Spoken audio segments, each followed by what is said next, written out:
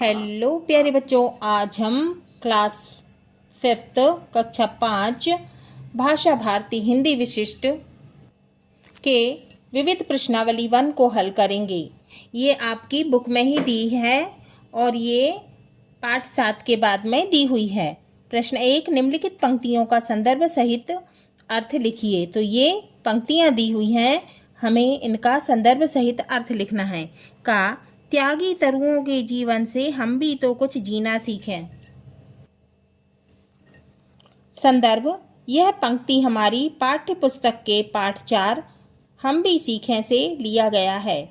इसके रचयिता गोपाल कृष्ण कौल हैं। अर्थ है, ऐसे त्यागमयी पेड़ों के जीवन से प्रेरित होकर हम भी कुछ ना कुछ देना सीखें। तो तरु क्या है? वृक्ष, पेड़ है ना। अब खा है, हम मेहनत के दीप जलाकर नया उजाला करना सीखें। तो ये कविता की पंक्ति भी पाठ 4 हम भी सीखें से ली गई है।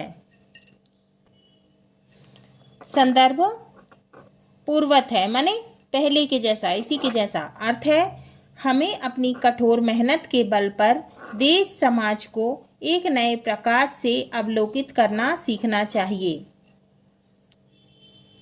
गा है, चंदन को उदय बना डालूं तो रक्त प्यास बुझ सकती है। गा, चंदन को उदय बना डालूं तो रक्त प्यास बुझ सकती है। संदर्भ, यह कविता की पंक्तियां हमारी पाठ्य पुस्तक भाषा भारती के पाठ 6 पन्ना का त्याग से ली गई है। यह संकलित है। अर्थ, मेवाड़ की धरती के कुल दीपक उदय सिंह के जीवन रूपी दीपक को सदा के लिए जलाए रखने के उद्देश्य से उसने सोचा, किसने? पन्नाधाय ने, कि वह अपने पुत्र चंदन को उदय सिंह बताकर खूनी बनवीर के समक्ष, मतलब सामने, समक्ष माने सामने, प्रस्तुत करेगी माने पेश करेगी। हो सकता है कि चंदन के खून से बनवीर की तलवार की खून की प्यास बुझ सके। प्रश्न 2, निम्नलिखित कथन किसने किससे कहे? तालिका में देखिए। अब ये कथन जो है वो किसने कहा और किससे कहा, ये देखना है। ये तालिका में कथन है, मेरा बहादुर चिमटा आग में, पानी में, आंधी में, तूफान में बराबर डटा खड़ा रहेगा। किसने कहा? हामिद ने। किससे कहा? अपने दोस्तों से कहा। अब कथन है, इसमें रखा बुद्धि का फल भी तभी प्रभावशाली साबित होगा जब इस बर्तन को कोई नुकसान ना पहुंचे। ये किसने कहा? बीरबल ने। किससे कहा? लंका के राजा के दूत से कहा। प्रश्न 3 का रिक्त पंक्तियों की पूर्ति कीजिए। अब रिक्त पंक्तियां दी हुई हैं, हमें इसको पूरा करना है। आ, पथिकों को जलती दोपहर में पेड़ सदा देते हैं छाया। बा, बादल में बिजली कौंध गई था एक विचित्र विचार जगा। ख, प्रश्न 3 का ख, शब्द के सही रूप द्वारा रिक्त स्थानों की पूर्ति कीजिए। तो ये शब्द दिए हुए हैं, अब हमें इनके सही रूप के द्वारा रिक्त स्थान की पूर्ति करना है, खाली स्थान भरना है। आ, रमजान के पूरे 30 रोजों के बाद ईद आई है। रिक्त स्थान में आएगा रोजों। बा, सूर्य से हमें रोशनी प्राप्त होती है। रिक्त स्थान में आएगा रोशनी। सा, इसमें रखा गया बुद्धि का फल तभी प्रभावशाली साबित होगा। रिक्त स्थान में आएगा प्रभावशाली। प्रश्न 4, सही उत्तर चुनकर लिखिए। अब हमें सही उत्तर चुनकर लिखना है। का, हवा से हमें क्या प्राप्त होता है? ऑप्शन दिए हुए हैं, आ भूख, आ जीवन, ई प्यास। तो इसका सही उत्तर क्या है? आ जीवन। खा, ईश्वर चंद के पिता का नाम क्या था? ऑप्शन दिया है, आ ठाकुरदास, आ जीवनदास, ई उदय सिंह। तो इसका सही उत्तर है आ ठाकुरदास। गा, हामिद ने मेले से क्या खरीदा? ऑप्शन है आ वकील, ऑप्शन आ भिस्ती, ऑप्शन ई चिमटा। तो इसका सही उत्तर है ई चिमटा। घ, बादशाह अकबर ने घड़े में क्या देखा? ऑप्शन है आ तरबूज, ऑप्शन आ कद्दू, ऑप्शन ई बैगन। तो इसका सही उत्तर है आ कद्दू। प्रश्न 5, आ, दिए गए शब्द समूह में से विलोम शब्दों की जोड़ी छांटिए और लिखिए। तो ये शब्द समूह दिए हुए हैं, तो इनमें क्या है? विलोम शब्दों की जोड़ी है, उसको हमें छांट के लिखना है। हित धरती, विश्वास जागना, महल अविश्वास, सोना पृथ्वी, अंबर उठना, भलाई अहित, झोपड़ा उन्नति, धनवान प्रगति, अवनति, निर्धन बुराई और गिरना। तो हित का क्या होगा? अहित। धरती का क्या होगा? अंबर। विश्वास का क्या होगा? अविश्वास। जागना का क्या होगा? सोना। महल का क्या होगा? झोपड़ा, है ना। तो अब इसका उत्तर देखेंगे। उत्तर है शब्द विलोम शब्द। हित का विलोम अहित, धरती का विलोम अंबर, विश्वास का विलोम अविश्वास, जागना का विलोम सोना, महल का विलोम झोपड़ा, भलाई का विलोम बुराई, उन्नति का विलोम अवनति, धनवान का विलोम निर्धन, गिरना का विलोम उठना। अब 5वें प्रश्न का बा, निम्नलिखित शब्दों के पर्यायवाची शब्द लिखिए। अब हमें ये शब्द दिए हुए हैं, हमें इनके पर्यायवाची समानार्थी शब्द लिखना है। तरु फूल, पर्वत, सूरज, अंबर, धरती।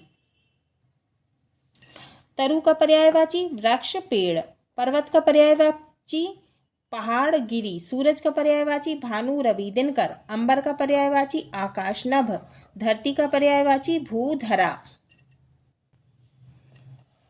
प्रश्न 6 आ, निम्नलिखित तद्भव शब्दों की तत्सम रूप से सही जोड़ी बनाइए। आग अग्नि, फूल पुष्प, घर ग्रह, पत्ता पत्र। उत्तर देखेंगे। तत्सम तद्भव अग्नि आग, पुष्प फूल, ग्रह घर, पत्र पत्ता। अब है बा, 6वें का बा, निम्नलिखित में से देशज एवं विदेशी आगत शब्दों को छांटिए। ये शब्द दिए हुए हैं, इनमें से हमें देशज और विदेशी आगत शब्दों को छांटना है। उत्तर है देशज शब्द माटी पाथर, आलस आखर। विदेशी आगत शब्द साइकिल, बस, स्कूल, पेन। प्रश्न 7, निम्नलिखित प्रश्नों के उत्तर लिखिए। का ईश्वर चंद के नाम के साथ विद्यासागर कैसे जुड़ा? उत्तर है वेदांत तथा दर्शन शास्त्र की योग्यता प्रतियोगिता में सर्वप्रथम आकर प्रशंसा पत्र एवं नकद पारितोषिक ईश्वर चंद ने प्राप्त किए। भारत के महान विद्वानों ने एक सभा करके ईश्वर चंद का अभिनंदन किया और सर्वसम्मति से, माने सबने अपनी सहमति से, उन्हें विद्यासागर की उपाधि दी। तब से ही वे ईश्वर चंद विद्यासागर के नाम से प्रसिद्ध हो गए। खा, उन प्रसंगों का उल्लेख कीजिए जिनमें विद्यासागर की दयालुता का पता चलता है। उत्तर, ईश्वर चंद इतने हृदय से दयालु व उदार थे कि अपनी छात्रवृत्तियों का अधिकांश भाग निर्धन विद्यार्थियों की सहायता में खर्च कर देते थे। वे किसी विद्यार्थी को फटे पुराने कपड़े पहने देखते थे, वे तुरंत उसके लिए कपड़े बनवा देते थे। गरीब विद्यार्थियों को शिक्षण शुल्क और पुस्तकें खरीद कर देने में उन्हें बड़ा आत्मसुख मिलता था, माने उन्हें बहुत अच्छा लगता था। वे कमज़ोर विद्यार्थियों को पढ़ाया भी करते थे, जो बच्चे कमज़ोर होते थे पढ़ाई में उनको पढ़ाते थे। गा, बीरबल ने बुद्धि का घड़ा कैसे तैयार किया? उत्तर, बीरबल ने मिट्टी के घड़े को एक कद्दू के फूल पर उल्टा रख दिया। कुछ समय बाद कद्दू का फल जब घड़े के आकार जैसा बड़ा हो गया तो बीरबल ने उसे लंका के दूत को यह कहकर सौंप दिया कि यही बुद्धि का घड़ा है। घा, हम भी सीखें पाठ से प्रकृति के किन उत्पादों का पता लगता है? उत्तर, हम भी सीखें पाठ से प्रकृति के निम्न उत्पादों का पता चलता है। रोशनी, प्राणवायु, विभिन्न खाद्यान्न, शीतल छाया, फूल फल आदि। इंगा, हामिद के चिमटे को देखकर दादी ने क्या प्रतिक्रिया व्यक्त की? उत्तर, दादी ने जब यह देखा कि हामिद ने दोपहर भर ना कुछ खाया ना कुछ पिया, बल्कि दिए गए 3 पैसों का उसके लिए चिमटा खरीद लाया, तो वह नाराज हुई। उसकी यह नाराजगी वास्तविक नहीं थी। बाद में कारण जानकर दादी ने उसे गले से लगा लिया। पन्ना धाय का नाम स्वामी भक्त के लिए क्यों प्रसिद्ध है? उत्तर, अपने कर्तव्य पालन के लिए। अपने पुत्र तक का बलिदान करने के कारण पन्नाधाय का नाम स्वामी भक्त के लिए प्रसिद्ध है। अच्छा, दशहरा कब मनाया जाता है, इसका क्या महत्व है? उत्तर, हिंदी माह की शुक्ल पक्ष की 10वीं तिथि को प्रतिवर्ष माने हर साल दशहरा मनाया जाता है। यह हिंदुओं का एक प्रमुख त्योहार है। इसे विजयदशमी के नाम से जाना जाता है। इस दिन भगवान श्री राम ने लंका के घमंडी व अत्याचारी राजा रावण का अंत किया था। प्रश्न 8 आ, निम्नलिखित विषयों पर टिप्पणी लिखिए। तो हमें 2 विषय दिए हुए हैं, पहला है बीरबल की चतुराई और दूसरा दशहरा। तो हमें इन दोनों विषयों पर टिप्पणी लिखना है। पहला है बीरबल की चतुराई। एक बार की बात है, अकबर के दरबार में लंका के राजा का एक दूत पहुंचा। उसने बादशाह अकबर से कहा, आलम पनाह, आपके दरबार में एक से बढ़कर एक बुद्धिमान एवं होशियार बहादुर दरबारी मौजूद हैं। हमारे महाराज ने आपके पास मुझे एक घड़ा भरकर बुद्धि लाने को भेजा है। यह सुनकर बादशाह चकरा गए, मतलब आश्चर्यचकित हो गए। उन्होंने बीरबल को बुलाया। बीरबल ने एक मिट्टी के घड़े को कद्दू के फूल के ऊपर उल्टा रख दिया। 1 सप्ताह बाद जब कद्दू का फल घड़े के आकार जैसा बड़ा हो गया, तब बीरबल ने उसे लंका के दूत को यह कहकर सौंप दिया, यही बुद्धि का घड़ा है। अब दूसरा है दशहरा। टिप्पणी, दशहरा जिसे विजयदशमी भी कहा जाता है, बुराई पर अच्छाई की जीत का पर्व है। इस दिन भगवान राम ने रावण का वध किया था, जो अधर्म पर धर्म की विजय का प्रतीक है। इसे पूरे भारत में धूमधाम से मनाया जाता है। खास तौर पर रावण के पुतले जलाकर यह त्योहार हमें सिखाता है कि सत्य और न्याय की राह पर चलने से अंततः जीत हमारी ही होती है। अब है बा, निम्नलिखित मुहावरों का अर्थ स्पष्ट करते हुए वाक्य लिखिए। ये मुहावरे दिए हुए हैं, हमें इनका अर्थ स्पष्ट करते हुए वाक्य में प्रयोग करना है। पर लगना, सिर मुड़ाते ओले पड़ना, बिजली कौंदना, गदगद होना। पहला है पर लगना, तरक्की होना या उड़ने की क्षमता आना। वाक्य, परीक्षा में अच्छे अंक पाकर मानो उसके सपनों को पर लग गए। दूसरा है सिर मुड़ाते ओले पड़ना, किसी काम की शुरुआत में ही मुसीबत आ जाना।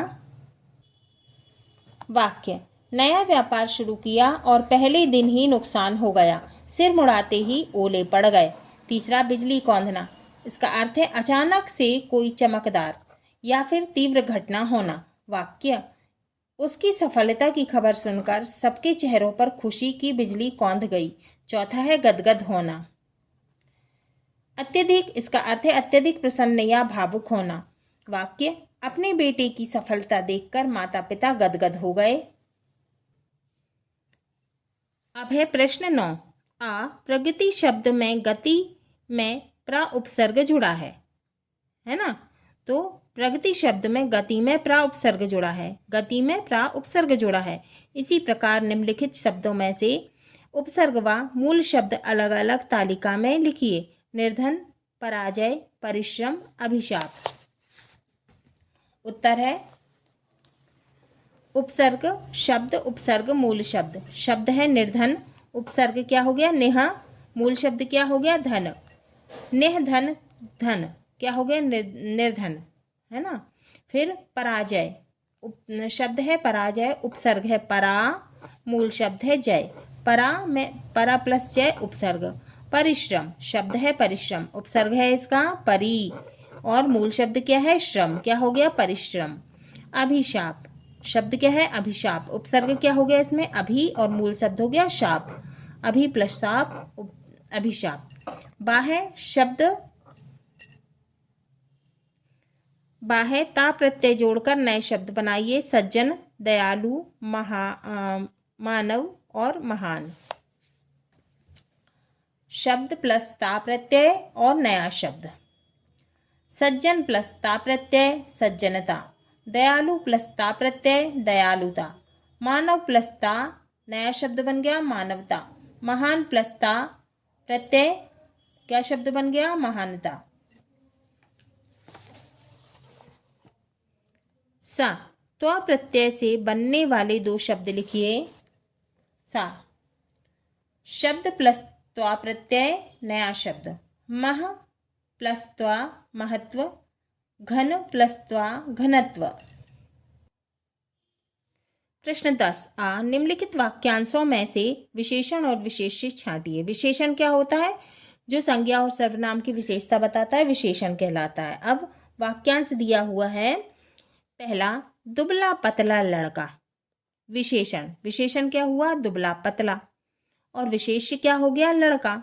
विशेषण हो गया दुबला पतला, विशेष्य क्या हो गया? लड़का। इसमें विशेष्य क्या है? लड़का है। दूसरा है वाक्यांश खुशबूदार फूल। विशेषण क्या है इसमें? खुशबूदार। और विशेष्य क्या है? फूल। तीसरा है प्यासी मिट्टी को पानी दो।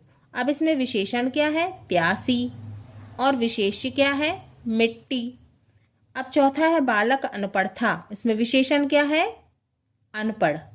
और विशेष्य क्या हो गया? बालक। बा, पढ़िए और समझिए। एक बार मोहन इंदौर गया। उसके साथ श्याम नहीं गया था। मोहन ने वहां क्या देखा? यह श्याम ने जानना चाहा तो मोहन ने कहा, अरे विस्मय बोधक, तुमने अभी तक इंदौर नहीं देखा। मैं चाहता हूँ अगली बार तुम भी मेरे साथ चलो। उपरोक्त अनुच्छेद में से निम्नलिखित वाक्यों को पहचान कर लिखिए। पहला है प्रश्नवाचक वाक्य। मोहन ने वहां क्या देखा? मोहन ने वहां क्या देखा? प्रश्नवाचक। निषेधवाचक। दूसरा, उसके साथ श्याम नहीं गया था। तीसरा है विस्मयबोधक। अरे विस्मयबोधक चिन्ह, तुमने अभी तक इंदौर नहीं देखा। अरे विस्मयबोधक, तुमने अभी तक इंदौर नहीं देखा। प्रश्न 11 आ, रेखांकित शब्दों का वचन बदलकर फिर से लिखिए। अब हमें क्या करना है? वचन बदल के फिर से लिखना है। पहला है पेड़ की छाया शीतल होती है। ये पेड़ क्या है? एक वचन, हमको बहुवचन में, तो पेड़ों की छाया शीतल होती है। दूसरा, राम खेत में पानी देने गया। खेत क्या है? एक वचन, अब बहुवचन में बदलना है। राम खेतों में पानी देता है। तीसरा, अनपढ़ को पढ़ने दो। अनपढ़ों को पढ़ने दो। चौथा, बालक जाता है। बालक जाते हैं। अब है बा, विराम चिन्ह का प्रयोग कीजिए। पहला, कैसे रंग बिरंगे फूल खिले हैं। दूसरा, देखो तालाब कितना सुंदर है। उत्तर, उद्धरण चिन्ह, कैसे रंग योजक चिन्ह बिरंगे फूल खिले हैं। विस्मयबोधक चिन्ह, देखो अल्प विराम तालाब कितना सुंदर है, पूर्ण विराम और उद्धरण चिन्ह। सा, निम्नलिखित गद्यांश को पढ़कर नीचे दिए गए प्रश्नों के उत्तर लिखिए। स्वामी विवेकानंद के बचपन का नाम नरेंद्र था। उनका जन्म 12 जनवरी 1863 को हुआ। इनके पिता का नाम विश्वनाथ दत्त तथा माता का नाम भुवनेश्वरी देवी था। उनके गुरु श्री रामकृष्ण परमहंस थे। उन्होंने शिकागो में विश्व धर्म सम्मेलन में भाग लिया था, जिसमें दिए गए व्याख्यान का सर्वत्र प्रशंसा हुई। आ है प्रश्न, उपर्युक्त गद्यांश का उचित शीर्षक लिखिए। आ, उत्तर स्वामी विवेकानंद है ना। उत्तर है स्वामी विवेकानंद। बा, स्वामी विवेकानंद का जन्म कब हुआ था? 12 जनवरी 1863 में। उत्तर है स्वामी विवेकानंद का जन्म 12 जनवरी 1863 को हुआ था। सा, स्वामी विवेकानंद के गुरु का नाम बताइए। तो उनके गुरु का नाम क्या था? श्री रामकृष्ण परमहंस। उत्तर है स्वामी विवेकानंद के गुरु श्री रामकृष्ण परमहंस थे। दा, विश्व धर्म सम्मेलन कहाँ हुआ था? शिकागो में, है ना। इसका उत्तर है विश्व धर्म सम्मेलन शिकागो में हुआ था। अब हमें चित्र देखकर 5 वाक्य लिखना है। चित्र में क्या है? केले का वृक्ष दिख रहा है, पेड़ है ना, उसमें केले के गुच्छे लगे हैं, है ना, और बंदर पेड़ पर चढ़ रहा है, और केले के फूल लगे हैं, और चिड़िया उड़ रही हैं, है ना। पहला है चित्र में केले के वृक्ष दिख रहे हैं। दूसरा, केले के वृक्ष में केले के गुच्छे लगे हैं। तीसरा, चिड़िया आकाश में उड़ रही है। चौथा, वृक्ष पर बंदर चढ़ रहा है। पांचवा, चित्र में तरह तरह के केले के फूल दिख रहे हैं। अब क्या है? 12वां, बीरबल की चतुराई का कोई कहानी सुनाइए। तो बीरबल की चतुराई पाठ जो है वो पाठ 2 है। पाठ 2 बुद्धि का फल है ना, उसमें बीरबल की चतुराई की कहानी है ना। हाँ तो बच्चों, ये हमारा विविध प्रश्नावली 1 पूरा हुआ।